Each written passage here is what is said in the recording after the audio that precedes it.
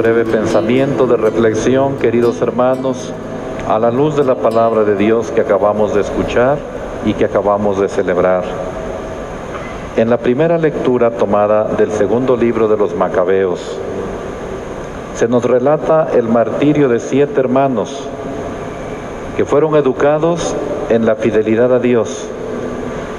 Es un texto que nos propone modelos para alcanzar la salvación, que nos propone modelos de fidelidad a Dios y a sus mandamientos. El primero de los hermanos en ser atormentado le dijo al rey Antíoco Epifanes: ¿qué quiere saber de nosotros? ¿Estamos dispuestos a morir antes que quebrantar la ley de Dios y de nuestros padres?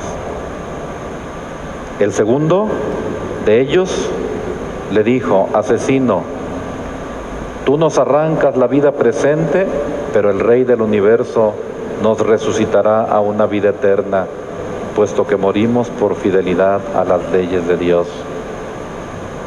El tercero, dice la narración de la primera lectura, presentó la lengua como se lo exigieron, extendió las manos con firmeza y declaró confiadamente en esos momentos de tormento: de Dios recibí estos miembros y por amor a sus leyes, a sus mandamientos los desprecio, porque de Él espero recobrarlos. El rey y sus acompañantes estaban impresionados por el valor con que aquellos jóvenes despreciaban los tormentos y eran fieles en el cumplimiento de los mandamientos. El cuarto respondió: ya para morir, ¿vale la pena morir a manos de los hombres cuando se tiene la firme esperanza de que Dios nos resucitará a la vida eterna?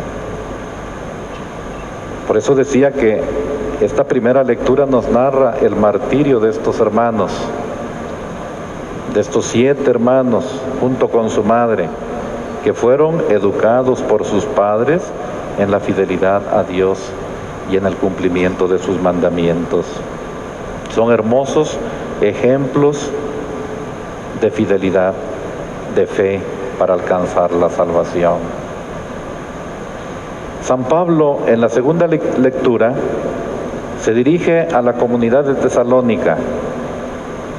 Su mensaje principal es orientar la vida de los creyentes, de los cristianos, para que logren ser testimonio de fe. Que el Señor, dice el apóstol, disponga los corazones de ustedes para toda clase de obras buenas y de buenas palabras. Por lo demás, le dice el apóstol a la comunidad: oren por mí, oren por nosotros, para que la palabra del Señor se propague con rapidez y sea recibida con honor. Oren también para que Dios nos libre de los hombres perversos y malvados que nos acosan, porque no todos aceptan la fe.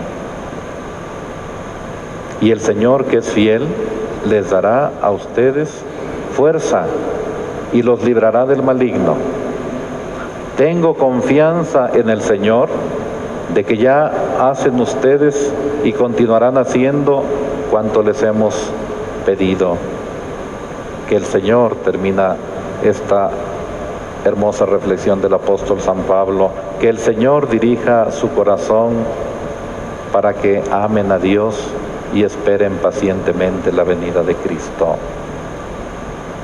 Su mensaje, pues, principal, decía, es orientar la vida de esta comunidad de Tesalónica para que logren ser testimonio de fe ante las demás comunidades cristianas. Y la tercera lectura, el Evangelio. La pregunta que le hacen a Jesús en el Evangelio acerca de la vida eterna quiere poner en ridículo la doctrina de la resurrección.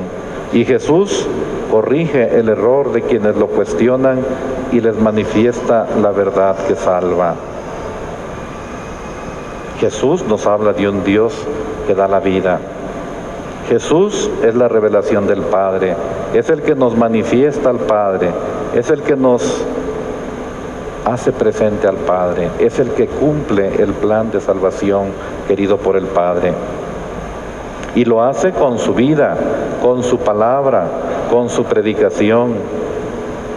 Jesús pues nos descubre cómo es Dios. A Dios nadie lo ha visto jamás. Nadie conoce al Padre, sino el Hijo y aquel a quien el Hijo se lo quiera revelar. Al Hijo sí lo conocemos. A Jesús sí lo conoció la historia, lo conocieron sus paisanos. Y nosotros lo conocemos a través de su palabra, de su iglesia, de sus sacramentos, de su doctrina. Jesús pues nos descubre cómo es Dios. A propósito de una pregunta de los saduceos sobre la resurrección de los muertos, Jesús insiste en que Dios no es Dios de muertos, sino es Dios de vivos. La forma como los saduceos se acercan a Jesús no es con la actitud de que quieran saber, sino de atacar, de ridiculizar. El mismo título que le dan, maestro, título con el que se dirigen a Jesús, suena como a burla, como a ironía. Y la pregunta está bien trabajada, pero es tramposa, es absurda. Parten de una afirmación de una persona de mucha autoridad.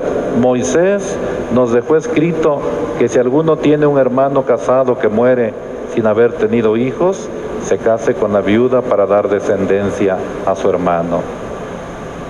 Luego plantean un ejemplo, un caso llevado al extremo. Hubo una vez 7 hermanos, el mayor de los cuales se casó y murió sin dejar hijos. El segundo, el tercero y los demás, hasta el 7º, tomaron por esposa a la viuda y todos murieron sin dejar sucesión. Por fin murió también la viuda. Es la pregunta capciosa que le hacen a Jesús. Y terminan queriendo acorralar a Jesús o dejarlo sin palabras. Cuando llegue la resurrección, ¿de cuál de ellos será esposa la mujer? Pues los 7 estuvieron casados con ella. Pero Jesús no cae en la trampa. Insiste en que en la vida futura los hombres y mujeres no se casarán ni podrán ya morir, porque serán, dice el Evangelio, como ángeles e hijos de Dios. Deja a un lado, pues, la miope y literal interpretación